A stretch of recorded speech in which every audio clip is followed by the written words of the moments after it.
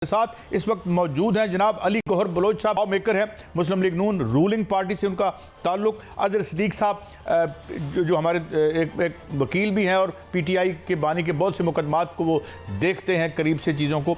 मगर बात शुरू करते हैं। अली गौहर बलोच साहब, एक गैर मामूली सूरत हाल है, मगर सवाल मेरा ये है कि हमें अकेले ही भाग दौड़ करते नज़र आते हैं। अभी पंजाब में भी लॉकडाउन का बता दिया गया हमें, तो लेकिन जो पंजाब गवर्नमेंट है या फेडरल गवर्नमेंट है वो इस तरह लगता है, मुझे मेरा एहसास है, ये गलत हो सकता है कि जिस तरह वो डिस्टेंस कर रहे हैं इससे, क्योंकि पीएम साहब को चाहिए कौम को एतमाद में लें, मरियम साहिबा को चाहिए गवर्नमेंट एतमाद में लें। एक प्रेस कॉन्फ्रेंस हम देखते हैं किसी वज़ीर की या वज़ीर इत्तलात की, जिसमें हमें ये कई बार बताया जा चुका है कि हर बुराई जो है यकीनन हमारे सियासी मुखालफिन में हम ये मान लेते हैं, but where is the government, rest of the government? जनाब अली गौहर बलोच साहब। बिस्मिल्लाहिर्रहमानिर्रहीम। जिस तरह से कि आप भी देख रहे हैं और पूरा पाकिस्तान देख रहा है कि एक दफ़ा फिर से जो बुलवाई हैं वो पाकिस्तान के कैपिटल के ऊपर हमला आवर हैं, और जो उनकी 9 मई की रविश और जो उनकी रवायात हैं उसको उन्होंने नहीं छोड़ा। और जिस तरह से 9 मई को एक पाकिस्तान में दहशत गर्दी की मुख्तलिफ कार्रवाइयाँ की गई, इसी तरह से कल सबसे पहले तो मैं इस पर मजम्मत भी करता हूँ और इज़हार अफसोस भी करता हूँ कि जो हमारे पुलिस के कांस्टेबल शहीद हुए, फिर रेंजर्स के 3 लोग शहीद हुए और काफ़ी लोग जो हैं वो ज़ख्मी भी हुए। लेकिन मैं समझता हूँ कि ये वफाकी हुकूमत की तरफ से एक बेहतर हिकमत अमली है कि उन्होंने किसी भी रिएक्शन में आकर वो इंतहाई कदम नहीं उठाया कि जिससे कोई जानी नुकसान हो।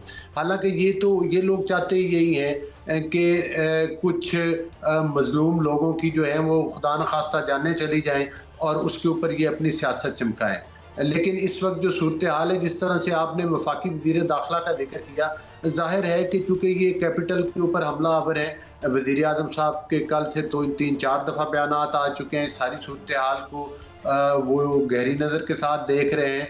पंजाब हुकूमत भी बिल्कुल उनके साथ तावन में है, पूरी वफाकी हुकूमत के साथ, और जहाँ कहीं भी पंजाब का इलाका आता है। लेकिन हमने तो यही कहा था कि ये लोग जो हैं वो पुरअमन नहीं हैं, तो उन्होंने आते साथ ही जिस तरह से कल 4 मासूम लोगों की जान ले ली और उनको मतलब है कि वो इन्होंने शहीद किया।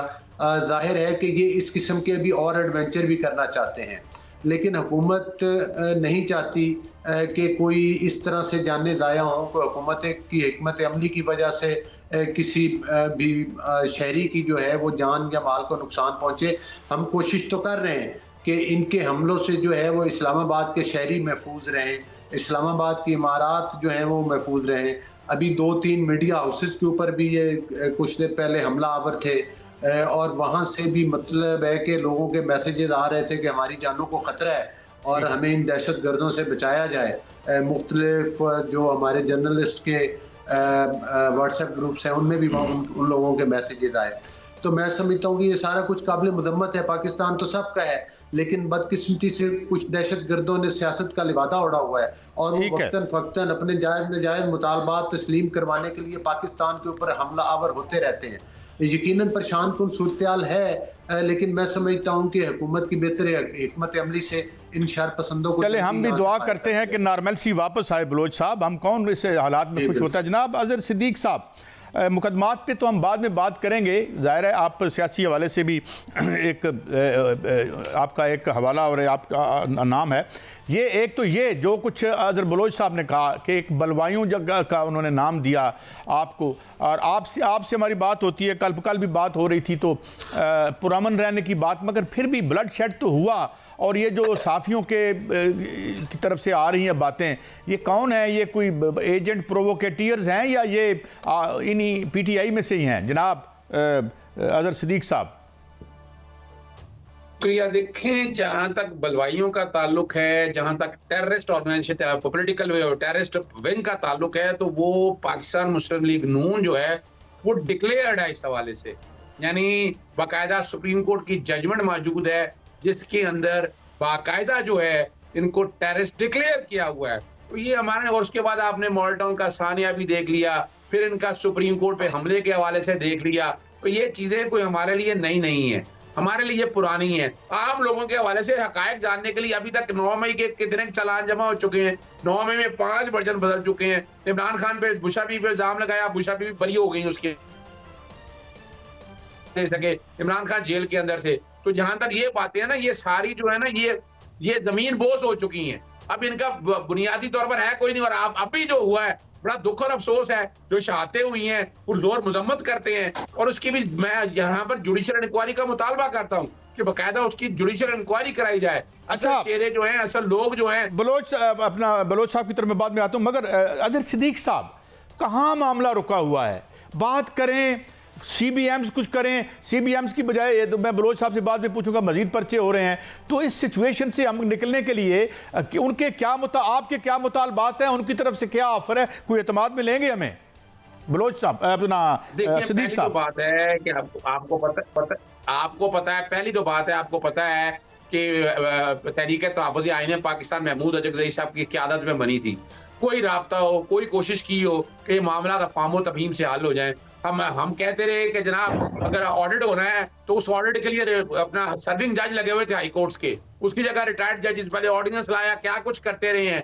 फिर जिस तरह इन्होंने आइन के अंदर तरमीम की, जो कवानीन का तिया पांचा इन्होंने किया, वो रिकॉर्ड के ऊपर है। और इमरान खान के ऊपर एक से बढ़कर एक केस, यानी होता क्या है, कानून बड़ा क्लियर है कि जब आप कई केसों में नामजद हो तो एक में जब गिरफ्तारी हो जाए, सब में गिरफ्तारी है, उसके हवाले से नई गिरफ्तारी डालने की जरूरत नहीं है कि ये क्या करते जा रहे हैं। और ये नवंबर का टार जो है ना, मैं बहुत से प्रोग्राम में मैं क्या बैठा था कि नवंबर से आगे इमरान खान को रखना नामुमकिन हो जाएगा। अब क्या रह गया है? अब तो केस रह ही कोई नहीं गया। तोशाखाना के अंदर जमानत अब आपके सामने है, और तोशाखाना जो 1 है तो नैब के हवाले से उसके अंदर भी कोई नहीं है। 190 मिलियन पाउंड के केस में भाई पैसे ऑलरेडी आ चुके हैं, ना वो करप्शन का पैसा था, ना करप्ट प्रैक्टिसेस का, ना मनी लॉन्ड्रिंग के हवाले से था।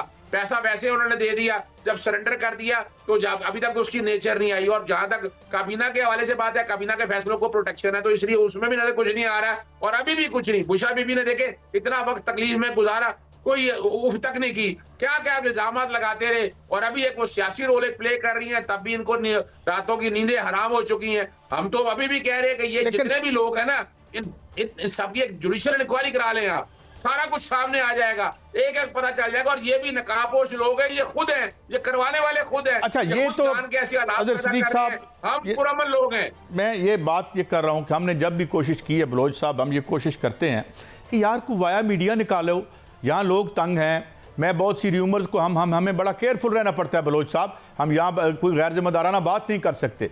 तो अब जो ये कुछ थोड़ा बहुत, क्योंकि मुझे लगता है कि जो एक लोग हैं, 2 किस्म के लोग हैं आपकी गवर्नमेंट में, एक तो डायरेक्टली इलेक्ट होके आए हैं, मुतनाज़ हों या ना हों, वो मुझे इतने एक्टिव नहीं लगते, क्योंकि सियासी लोग जो हैं सियासी अंदाज में चीज़ों को हल करते हैं। ये जो इल्ज़ामात दर इल्ज़ामात, तो they are not going to take us anywhere. Baloch साहब देखिए, बात यह है कि एक कमेटी बनी जिन्होंने इन लोगों के साथ इनकी जो मतलब है कि लीडरशिप है इनकी फ्रंट लाइन की, उनके साथ मुज़ाकरात हुए, फिर इनको एक जगह मुख्तस की गई। लेकिन जाहिर है इनके अज़ाइम तो और हैं। वो जो नकाब पोश खातून जिसको ये कहते थे कि गैर सियासी, हम तो पहले से कहते थे कि ये बिल्कुल सियासी है और इसने पंजाब में और पाकिस्तान में बड़ी लूट मार की है और बड़ा नेक्सस बनाया है फरागोगी के जरिए पीरनी साहबा ने। फिर वो मैं समझता हूँ कि बात आप मुकम्मल होने देना, आपको तकलीफ हुई है, नहीं चले बलोच साहब को बात करने दें। बात सुने ना बलोच साहब। सिद्दीक साहब, आप चीखे नहीं, मेरा मौकफ आने दें, उसके बाद आप अपना मौकफ दे लीजिए। मौकफ क्या? देखिए, बात ये है कि अच्छा, वो बात पूरा टाइम दूंगा मैं दोनों हजरात को पूरा टाइम दूंगा। ये तुम्हारा झूठ भी कोई नहीं सुनेगा मिस्टर अजहर सिद्दीक, तुम्हारा झूठ भी सुनेगा। मुझे पता है, मैं कहता हूँ बारी बारी दोनों बातें आ जाएंगी। तुम्हारी दुम पे मैंने पाँव रखा है, 2500 नहीं। अब मेरी बात आराम से सुन लो। तुम आप सीरियस बात हो रही है, मुल्क को कैसे निकालना है, दुम पे पाँव रखा है। अच्छा, मैं ये कह रहा हूँ यार, गुफ्तगू आप बात सुनो। जो पिंकी पीरनी और फरागोगी के नेक्सस को पूरी दुनिया जानती है, तुम कैसे जुड़ला सकते हो उसने? नहीं यार, अच्छा, लेट मी इंटरवीन। बलोच साहब, इसको कौन है? बलोच साहब एक ये आराम से बात सुनिए। बलोच साहब आपकी बारी है, क्या जरूरत है? मैं यही कोशिश कर रहा हूँ। नहीं बात करने के लिए। अजहर सिद्दीक साहब, I will give you ample time to answer this, मगर बलोच साहब, मैं एक सवाल इनकी तरफ से कर देता हूं। अरे भाई, अगर ये सब कुछ हुआ है तो वो केसेस कहां हैं? अगर उन्होंने अपना फराह गोगी के साथ पैसे बनाए हैं तो केसेस तो कुछ और कॉन्स्पिरेसी के बन रहे हैं। करप्शन का तो कोई केस उन पे आप हुकूमत नहीं बना सकी इतने अरसे से। बलोच साहब, अब आप मुकम्मल करें, फिर मैं जवाब। तोशा खाना के केसेस हैं। फराह गोगी को पिंकी पीरनी और इमरान नियादी ने उसकी जेबों में अरबों रुपए डाल के बनी गाला से खसूसी जहाज के जरिए फरार करवाया और उनको इस मुल्क से भगवाया, और आज तक उनको किसी अदालत के सामने पेश नहीं किया, क्योंकि वो इनको खदशा था कि वो इनके खिलाफ वादा माफ गवाह बनेगी। 6-6 कैरेट की अंगूठियां यही पिंकी पीरनी मांगती रही। यही पिंकी पीरनी, हमारा तो नहीं, इनकी अपनी पार्टी का मसला है, लेकिन वो न्याजी की बहनों को ट्रक से धक्का दे के अब खुद चढ़ गई है सियासत। नहीं, बात वही ना बलोच साहब, केसेस क्यों नहीं इंस्टीट्यूट किए आपने? केसेस क्यों नहीं किए? ये केसेस तो बने। केसेस तो तोशा खान, आपने देखा नहीं कि दुकानदार के बयान आए जो इन्होंने सर, वो आप वो यार बलोच साहब, वो मैं दुकानदार देखा हमने, वो जो आया था कहीं ना कहीं से इनकी सहूलतकारी जरूर हो जाती है, लेकिन उसका मतलब ये तो नहीं कि ये डाकू नहीं है। फॉरेन फंडिंग केस आपके सामने है, फिर ये जो वो लिफाफा लहराया था काबीना के अंदर, वो केस भी सारों के सामने ओपन अरबों रुपए की करप्शन का केस है। गुजारिश करने का मकसद ये है कि आज वो पिंकी पीरनी इमरान खान की बहनों को टांग मार के ट्रक से नीचे उतार के खुद चढ़ गई, जिसको कल तक ये गैर सियासी कहते थे, घरेलू खातून कहते थे। वो घरेलू खातून नकाब पहनकर आज वो कहती है कि पार्टी का देखें बलोच साहब, विद ड्यू अपॉलॉजी, घर की लड़ाई है, देखें हमें इससे लेना देना नहीं है। नहीं, देखें सियासत तो तमाम मुअज़्ज़ज़ ख़वातीन कर रही हैं, मरियम साहिबा कर रही हैं, तो उन पर भी कोई पाबंदी तो नहीं है। हमें उनकी सियासत करने पे कोई इतराज नहीं। हम तो कहते हैं कि वो सियासत कर रही हैं। हम तो तब भी कह रहे थे जब वो पंजाब में लूट मार कर रही थी कि वो सियासत में इन्वॉल्व है।